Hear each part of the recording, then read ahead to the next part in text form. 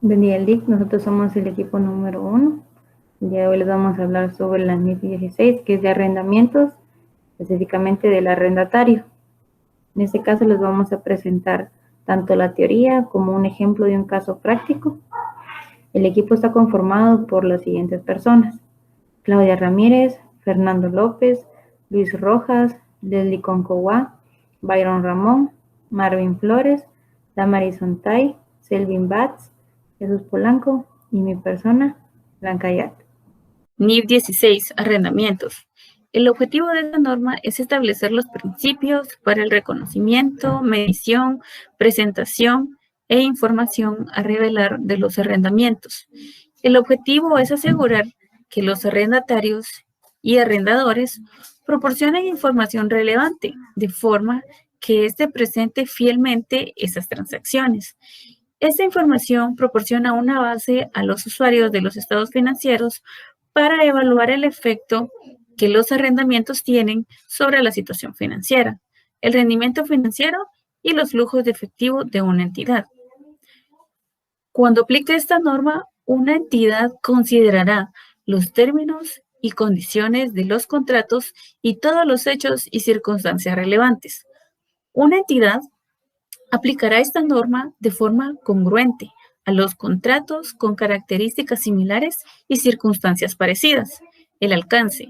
Una entidad aplicará esta norma a todos los arrendamientos, incluyendo los arrendamientos de activos de derechos de uso, en un subarrendamiento, excepto en los siguientes incisos. A.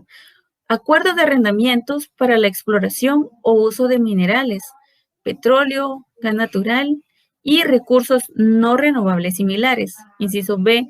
Activos biológicos dentro del alcance de la NIF 41. Agricultura mantenidos por un arrendatario.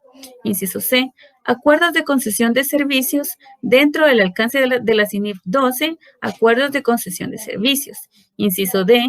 Licencias de propiedad intelectual concedidas por un arrendador dentro del alcance de la NIF 15, que son ingresos por actividades ordinarias procedentes de contratos con clientes. Inciso E.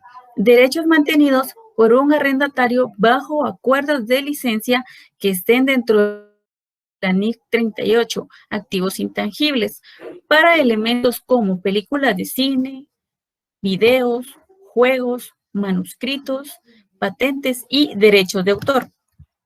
Reconocimiento. Un arrendatario puede optar por no aplicar los requerimientos de los párrafos 22 al 49 a arrendamientos a corto plazo, así como también a los arrendamientos en los que el activo subyacente es de bajo valor. En los párrafos en la norma específicamente habla sobre que un arrendamiento se debe conocer su valor igual al número o al pago que se debe efectuar para poder optar por ese arrendamiento, el valor de la contraprestación. También se debe de reconocer el arrendamiento tanto como un activo por valor en uso, así como también un pasivo por el pago del arrendamiento, por el goce del mismo, ¿verdad? En el caso de que el arrendatario no opte por esta serie de párrafos, el arrendatario estará obligado a registrar todos los pagos por arrendamiento como un gasto de forma lineal a lo largo del plazo del arrendamiento. Ejemplo de un activo subyacente que es de bajo valor podrían ser las computadoras de una compañía, los tablets, que bien sabemos son de muy bajo valor. Activos que son de un alto valor subyacentes podrían ser los automóviles, ¿verdad? Que bien sabemos que al inicio su valor, cuando los vehículos son nuevos, son de un muy alto valor, ¿verdad? Identificación de un arrendamiento. Al inicio de un contrato, una entidad evaluará si el contrato es o contiene un arrendamiento. Un contrato es o contiene un arrendamiento si transmite el derecho a controlar el uso de un activo. Entonces, en la norma nos habla de que la entidad evaluará si el contrato contiene un arrendamiento con una serie de características. Va a evaluar si el uso o goce del activo que está en contraprestación o en arrendamiento, la empresa puede beneficiarse totalmente del mismo. También pueden haber casos en el que en el contrato el uso de ese activo está susceptible a que sea sustituido a lo largo del plazo del arrendamiento. Si existe este caso, entonces se considera de que no hay un arrendamiento en el contrato. También hay otra característica de que si en el contrato del arrendamiento está establecido que hay un periodo determinado en que en el contrato que el activo en uso o en arrendamiento va a ser sustituido, entonces en ese caso sí existe arrendamiento en el contrato, porque el arrendatario ya tiene de su conocimiento de que el valor que el activo va a ser sustituido en algún lapso del tiempo o a lo largo del plazo del arrendamiento. Separación de componentes de un contrato. Para un contrato que contiene componentes de arrendamiento y uno o más componentes adicionales de arrendamiento y otros que no son de arrendamiento, un arrendatario distribuirá la contraprestación del contrato a cada componente del arrendamiento sobre la base del precio relativo independiente del componente del arrendamiento y del precio agregado independientemente de los componentes que no son arrendamientos. En este caso, la norma nos brinda una práctica simple, en la cual el arrendatario puede elegir por clase de activo subyacente, no separar los componentes que no son arrendamiento, O sea, toma todos los componentes, tanto los que no son arrendamiento o los que sí son arrendamiento, y los consolida. Los toma en cuenta como si se tratase de solo una componente de arrendamiento. Plazo de arrendamientos. Una entidad determinará el plazo del arrendamiento como el precio no cancelable de un arrendamiento junto con los periodos cubiertos para una opción de ampliar el arrendamiento si el arrendatario va a ejercer con razonable certeza esa opción, y los periodos cubiertos por una opción para terminar el arrendamiento si el arrendatario no va a ejercer con razonable certeza esa opción. Una entidad considerará todos los hechos y circunstancias relevantes que creen un incentivo económico para que el arrendatario ejerza la opción de ampliar el arrendamiento o bien ejerza la opción de terminar el arrendamiento. Un arrendatario evaluará nuevamente si es razonable que ejerza una opción de ampliación o no ejerza una opción de terminación. En el momento en que ocurra un suceso en circunstancias que esté dentro del control del arrendamiento y que afecta a la razonable certeza de que el arrendatario va a ejercer una opción no incluida en su determinación previa del plazo del arrendamiento, o no va a ejercer una opción incluida en determinación previa del plazo del arrendamiento. Una entidad modificará el plazo del arrendamiento si hay un cambio en el periodo no cancelable de un arrendamiento. La norma nos da un ejemplo. El periodo no cancelable de un arrendamiento cambiará si, número 1, el arrendamiento ejerce una opción no incluida anteriormente en la determinación por la entidad del plazo del arrendamiento. 2. El arrendatario no ejerce una opción incluida anteriormente en la determinación por la entidad del plazo del arrendamiento. 3. Ocurre un suceso que obliga contractualmente al arrendatario a ejercer una opción no incluida en la determinación previa que la entidad haya hecho como plazo del arrendamiento. O 4. Ocurre un suceso que prohíbe contractualmente al arrendatario ejercer una opción incluida en la determinación previo por la entidad del plazo del arrendamiento. Reconocimiento. En la fecha de comienzo, un arrendatario reconocerá como activo por derecho de uso y un pasivo por arrendamiento. Vamos a hablar acerca de la medición tanto de las cuentas de activo como de pasivo en los arrendamientos según la norma de información financiera número 16. Medición inicial del activo. En la fecha de comienzo, un arrendatario medirá un activo por derecho de uso al costo. ¿Qué quiere decir esto? Que va a registrar el importe de la medición inicial del pasivo por arrendamiento, los costos directos iniciales incurridos por el arrendatario, los pagos por arrendamiento realizados antes o a partir de la fecha de comienzo, menos los incentivos por arrendamiento recibidos. Además, una estimación de los costos incurridos o a incurrir por el arrendatario al desmantelar y eliminar el activo subyacente, restaurando el lugar en el que estaba ubicada el activo subyacente o restaurar el activo subyacente a las condiciones requeridas por el contrato. Medición inicial del pasivo.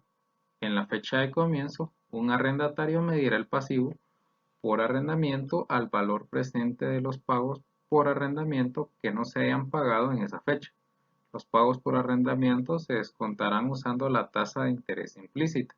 En algunos casos, esa tasa de interés no puede determinarse fácilmente. En esos casos, cuando no se puede determinar fácilmente, el arrendatario utilizará la tasa incremental por préstamos del arrendatario. Medición posterior del activo. Después de la fecha de comienzo, un arrendatario medirá un activo por derecho de uso aplicando el modelo del costo.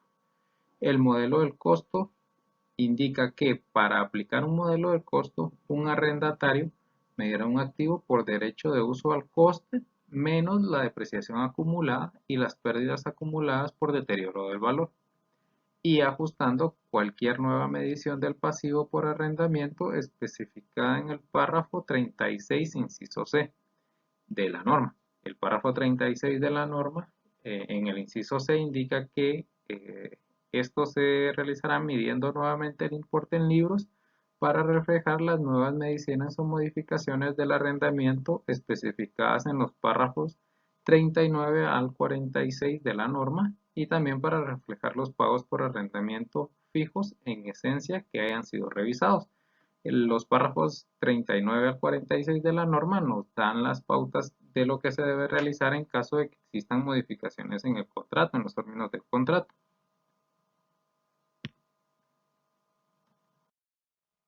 Medición posterior del pasivo.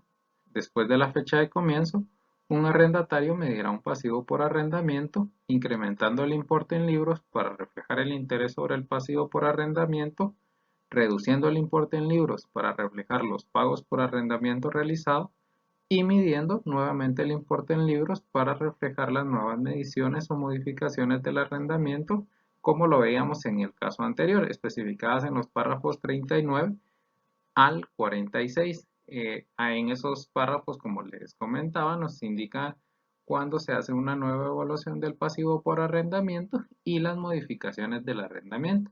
El claro ejemplo se produce cuando hay un cambio en el plazo del arrendamiento. Por ejemplo, en esos casos se dan modificaciones que es necesario realizar una nueva evaluación del pasivo por arrendamiento. Presentación. Un arrendatario presentará en el estado de situación financiera o en las notas los activos por derecho de uso por separado de otros activos. Si un arrendatario no presenta los activos por derecho de uso por separado en el estado de situación financiera, el arrendatario incluirá los activos por derecho de uso dentro de la misma partida de los estados financieros que le hubiera correspondido a los activos subyacentes de haber sido de su propiedad, y esto lo revelará en el estado de situación financiera en las partidas correspondientes. Al realizar todo el registro en una sola cuenta, esto deberá detallarse en las notas a los estados financieros. Al igual, en los pasivos por arrendamiento se realizará por separado el registro, y si el arrendatario no presenta los pasivos por arrendamiento de forma separada en el estado de situación financiera, el arrendatario revelará qué partidas del estado de situación financiera incluyen esos pasivos. A revelar.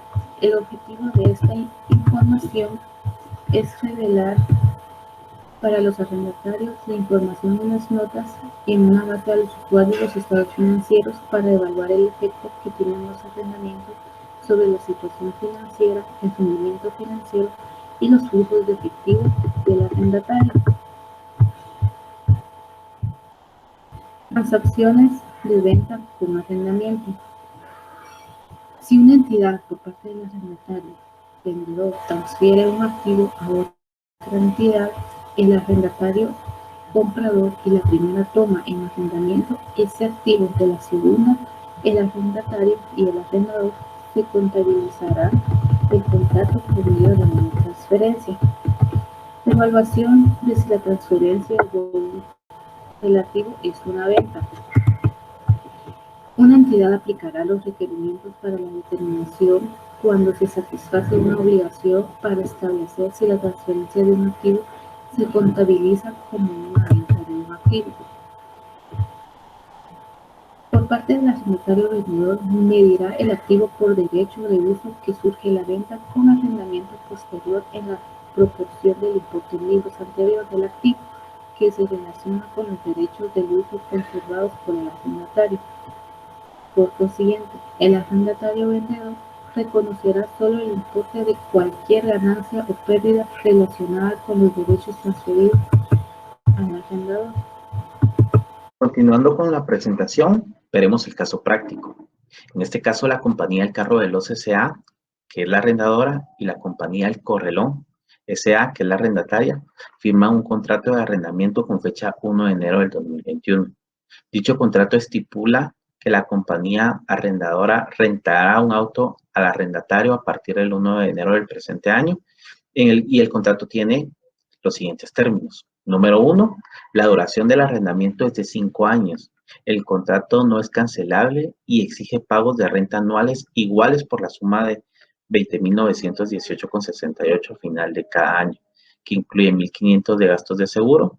En el punto número 2, al comenzar el arrendamiento, el equipo tiene un valor justo de 70.000 quetzales y una vida útil estimada de 5 años y ningún valor residual. Como punto número 3, el contrato no contiene opciones de renovación, pero sí la opción de compra al término del plazo por un valor de 8.000 quetzales. La compañía arrendataria deprecia sus autos por el método de línea recta. Y en el punto número 5, la compañía arrendadora fija la renta anual de manera que garantice una tasa de rendimiento del 12% anual sobre su inversión. Este hecho es conocido por la compañía arrendataria. Tomando en cuenta el caso, pues vamos a ver la fórmula que utilizaremos. En este caso, el cálculo de renta va a ser renta igual al valor del activo del vehículo por los intereses dividido 1 menos 1 más i elevado a la menos n. Y el factor de anticipación es 1 más i elevado a la menos 1. Tomando en cuenta los valores, pues es 70.000, que es el valor del vehículo, por el interés, que es el 12%, dividido 1 menos 1.12, que es el 1 más los intereses, elevado a la menos 5, que es la cantidad de años que dura el contrato. Eso multiplicado por 1.12 elevado a la menos 1, nos da 17.338. Siguiendo, vamos a ver el cuadro de amortización. Tomemos en cuenta de que hay un valor de compra de 8.000 quetzales. Entonces, en el año 0, pues vamos a tener los 70.000 quetzales de saldo de capital, que es el valor del vehículo, y ya en el primer año, pues vamos a tener cuota anual de 18.838,11 más 1.500, que son los gastos de seguro. Vamos a tener una cuota neta de 17.338,11, una amortización de 17.338,11. Y en el primer año, pues ya vamos a ver que existe un saldo menor de capital, ahora tenemos 52.661,89. Para el segundo año, lo mismo, nuestras cuotas y cómo se llama, vamos a tener la amortización por 11.018,68 y los intereses por 6.319,43. Si se dan cuenta, el saldo a capital va bajando tomando en cuenta el saldo anterior más la amortización de capitales y eso nos da el saldo a capital a finales de cada año.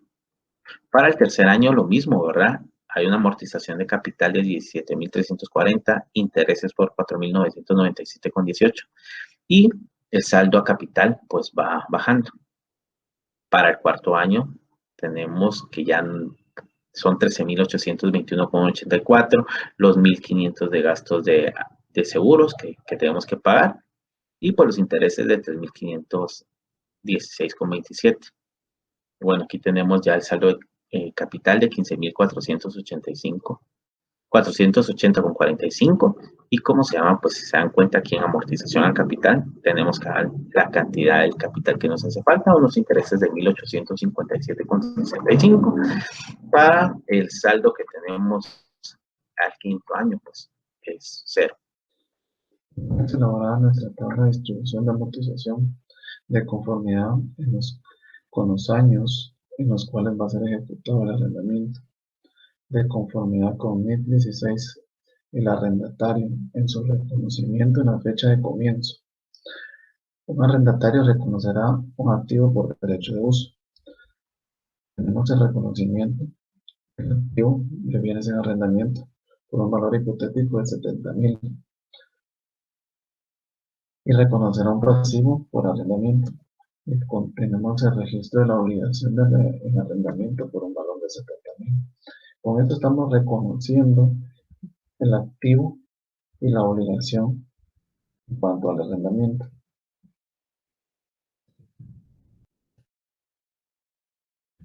El derecho de uso. Por el derecho de uso, el arrendatario reconocerá los gastos de dicho arrendamiento, por lo cual en nuestra siguiente partida reconoceremos nuestra primera cuota de amortización y vamos a reconocer los gastos incurridos en el primer pago para el arrendamiento. Como podemos observar, tenemos nuestras obligaciones por un valor de 17.338,11. Esto viene de la elaboración de nuestra tabla de amortización. Lo tenemos por acá. Tenemos a rebajar la obligación y tenemos los gastos de mantenimiento por un valor de 1.500. Y tenemos la salida de efectivo por un valor de 18.838,11. Con esto reconocemos nuestra primera cuota del contrato de arrendamiento. Luego, ¿qué nos toca? Nos toca reconocer el gasto de la apreciación del bien arrendado, por lo cual reconocemos la depreciación de los bienes en bienes arrendados, 14.000, y una depreciación acumulada de bienes arrendados por un valor de 14.000. Muy bien.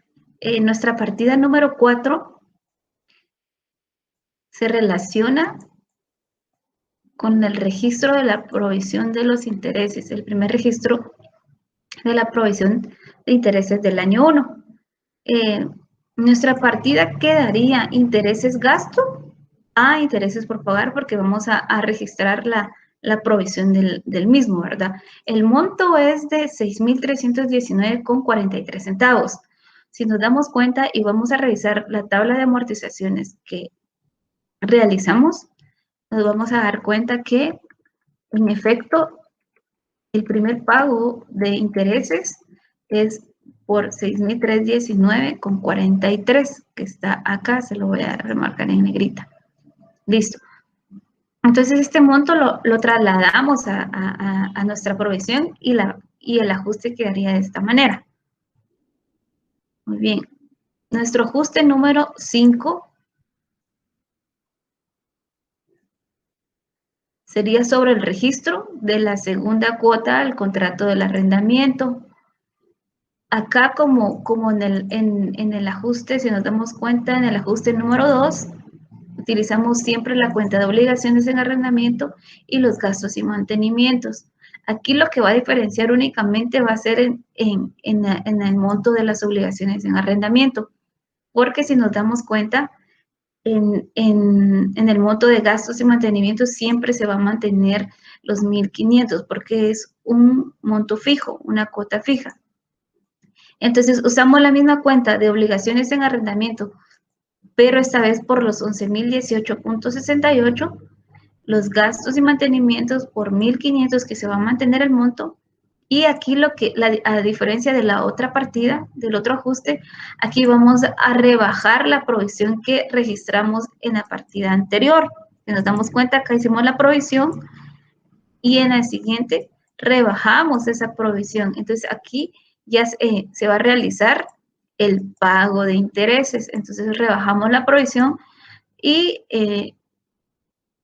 lo registramos contra caja y bancos, que es lo que por medio de esta cuenta se está realizando el pago. El monto total de nuestro ajuste quedaría en 18.838.11. Algo que me gustaría que veamos es de que en nuestra tablita de amortización nos va a ir guiando de qué montos ir pagando.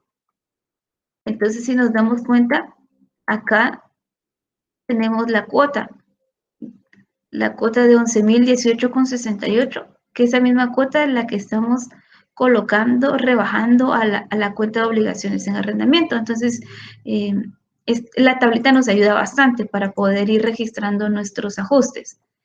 El ajuste número 6 va a tratar sobre el siguiente registro de la depreciación del bien arrendado. Como bien se dieron cuenta o escuchamos, el tipo de, la manera en que están depreciando este bien es por medio de línea recta. Y el bien tiene una vida útil de 5 años. Entonces, nuestro monto fijo siempre va a ser 14.000 quetzales. Anteriormente se registró también la depreciación, si se dan cuenta en la partida 3, por 14.000 quetzales. Entonces, de la misma manera, nuestra partida 6, para el siguiente año, la depreciación va a tener un monto de 14.000 quetzales por el bien arrendado. Entonces, cuadraría nuestra partida por 14.000 quetzales. Ahora vamos a ver lo que son las partidas número 7 y número 8. De primero vamos a ver la número 7, que corresponde al registro de la provisión de intereses del año 2, que son intereses de gasto, la que cargamos a intereses por pagar. Este valor es de 4.997.18 del segundo año, como podemos ver aquí en nuestro cuadro de amortización. Este dato lo obtenemos del saldo del capital de 41.643.21, aplicándole el 12% de los intereses, que equivale a 4.997.18, que como les decía es el registro de la provisión de intereses del año 2. En la partida número 8, lo que vamos a registrar es el registro de la segunda cuota del contrato del arrendamiento, que es aquí lo que corresponde es registrar las obligaciones en arrendamiento, que son 12.340.93, que como lo determinamos, aquí está en nuestro cuadro de amortización. En amortización de capital, 12.340.93. Los gastos y mantenimientos, como se explicó anteriormente, que son 1.500 de gastos, que eso lo traemos durante todo el cuadro de amortización.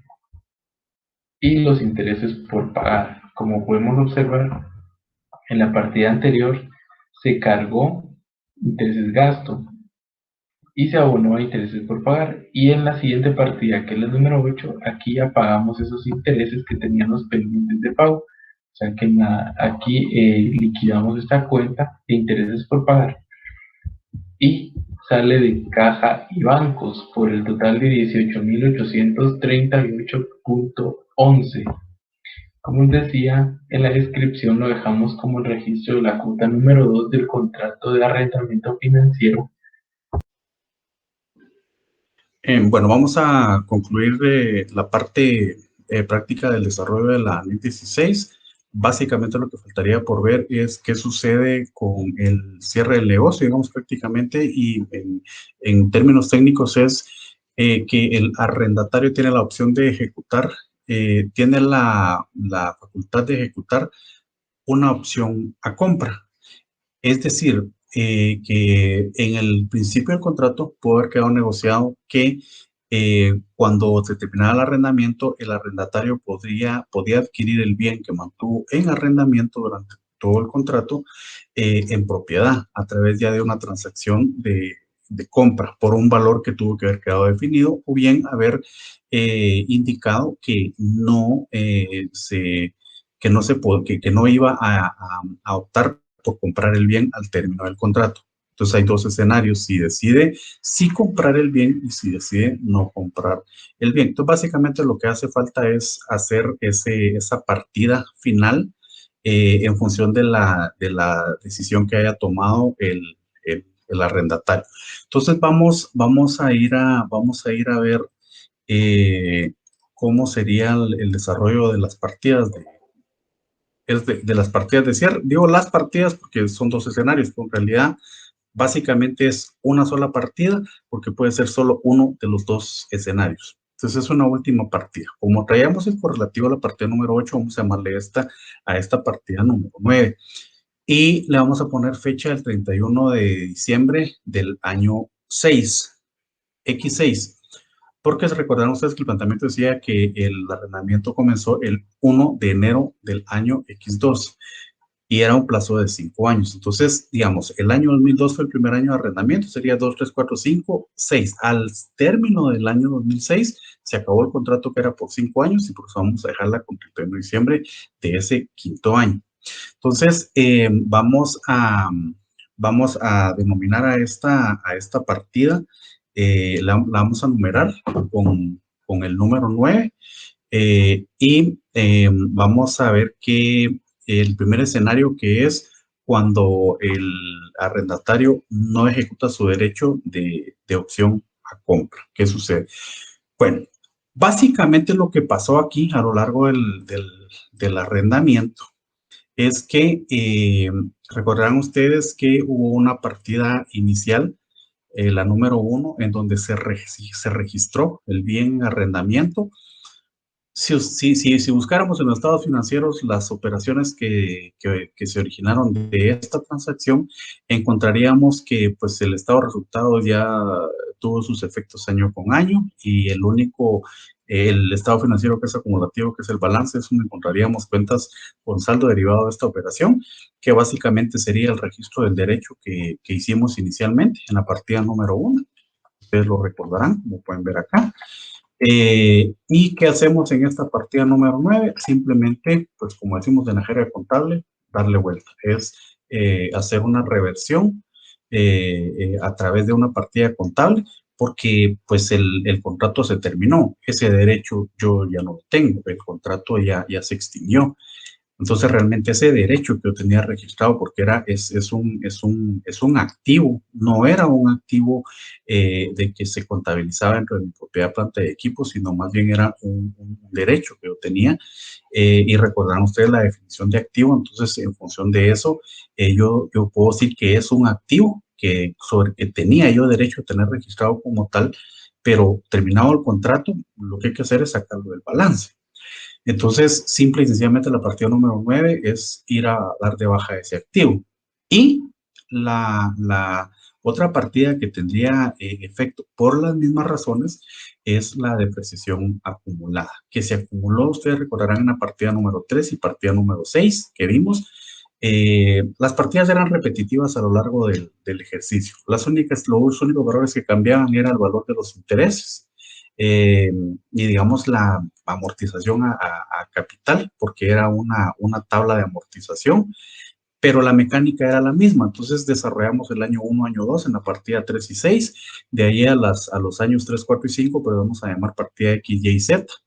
Y ahí tenemos ya los cinco años de depreciación a valor, la razón de 14,000 quetzales cada año, por 5 son 70,000 quetzales. Entonces, ¿qué sucedió? Que acumulamos esta regularizadora de activo por 70,000, pues igual ir a darle vuelta con la salida de la partida número 9. Tenemos 5 registros anuales que suman los 70,000 y lo vamos a sacar con la partida número 9. Y ahí está. Eso sería si no se ejecuta la opción a compra. ¿Qué sucede si el arrendatario ejecuta su opción a compra? La misma mecánica y vamos a ver qué cuentas adicionales intervienen. Bueno, tenemos, no vamos a explicar las cuentas que ya vimos. Vamos a marcar bienes en arrendamiento, que es una partida que ya vimos, igual que la depreciación, ¿sí? Que la depreciación acumulada. Entonces, le damos vuelta a bienes en arrendamiento. Son las mismas cuentas. Bienes en arrendamiento, como ustedes pueden ver, y depreciación acumulada. Depreciación acumulada y bienes en arrendamiento. La mecánica exactamente la misma que ya vimos. Y la diferencia acá, si el arrendatario ejecuta la opción de compra, es que registra equipo.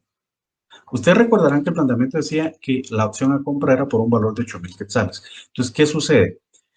Registra ese equipo cuyo valor derivado del contrato, mientras se mantuvo como un derecho, fue una obligación que se amortizó, se dio de baja y se reversó su depreciación acumulada por un valor de 70,000. Ese es el precio del contrato.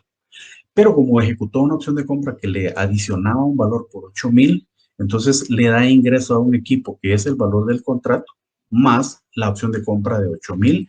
Entonces le da ingreso a su contabilidad con registrándole ahí sí en una propiedad planta de equipo por el valor de 78,000, que es el valor del contrato, es el valor del contrato más la opción de compra. Entonces le ingresan a su contabilidad en esta partida número 9 78,000 quetzales. Pero ese bien en realidad ya es un bien usado y ya tiene un valor depreciado por tiempo de vida útil consumido, que es esta depreciación. Entonces, la depreciación acumulada del arrendamiento financiero, ahora que sí es un bien de la empresa, de una sola vez se hace el registro de todo el valor del equipo a depreciación acumulada ya de equipo, del equipo que entró a propiedad planta de equipo. Entonces se registran los 70,000 quetzales, que es esta partida. Tenemos esta partida acá. Acá tenemos depreciación acumulada. Entró el equipo por 70,000 y entró la depreciación acumulada de una vez por 70,000. Se paga el valor de esa opción de compra por 8,000 quetzales. Tengo cuadrada mi partida, sale de caja de bancos por 8,000 quetzales. ¿Y qué es lo que debiera suceder acá? Ese valor de 8,000 quetzales que yo pagué y que se fue, si vamos al balance y si tuviéramos un balance que refleje valores netos, vamos a individualizamos este equipo en especial, vamos a encontrar que este equipo se estaría con un valor de 8,000 quetzales en el balance. Ese es su valor de registro contable. Entonces, sobre eso hay que establecer qué metodología de depreciación le vamos a aplicar. Y ahora sí, vamos a acumular depreciación de equipo que ya pasó a formar parte de nuestra cuenta de propiedad, planta y equipo. Básicamente, estos son los dos escenarios que hay para este ejercicio y con esto concluiríamos. Con cualquiera de los dos escenarios daríamos por concluido el caso práctico. Entonces, básicamente eso es lo que tenemos para presentarle, licenciado, y pues ahí estaríamos.